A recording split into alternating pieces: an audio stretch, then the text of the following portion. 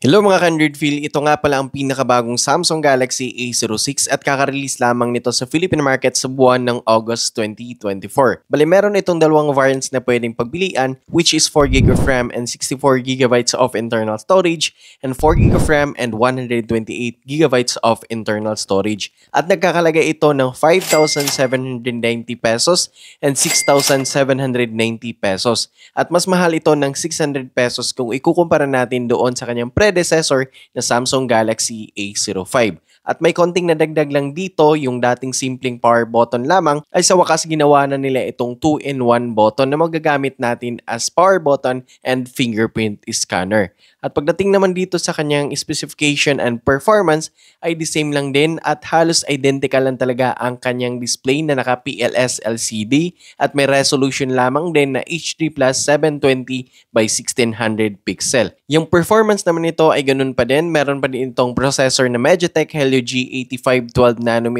at may GPU na Mali G57 MC2 na alam naman natin na pwede lamang gamitin sa mga light games and for social media consumption lamang. At pagdating naman dito sa kanyang screen refresh rate ay mababa lang din ang makukuha natin dito dahil ito ay may 60Hz screen refresh rate lang din.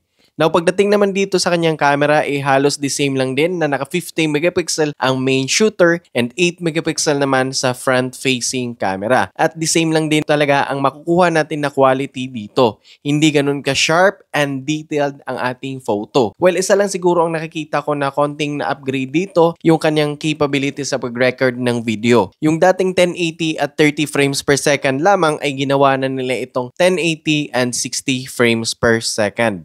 So yun lang talaga ang binago sa phone na to at huwag muna kayong magpapaloko dito kay Samsung Galaxy A06. At para sa akin kung bibili man kayo ngayon ng smartphone, idagdagan na lang siguro natin ng konti yung budget natin at mas makakabili tayo ng masulit na smartphone ni Samsung. At kung yan lang talaga ang pasok sa iyong budget, mas maire-recommenda ko pa na bumili na lang kayo ng ibang brand na nasa mababang presyo but the same performance yung makukuha natin. Or di kaya kung nasa ganitong presyo man ang bibilhin natin, isisiguraduhin lang natin na sulit at di malulugi pagdating sa design, specification, and performance. And that's all for today mga ka-Android Feel and see you on my next review.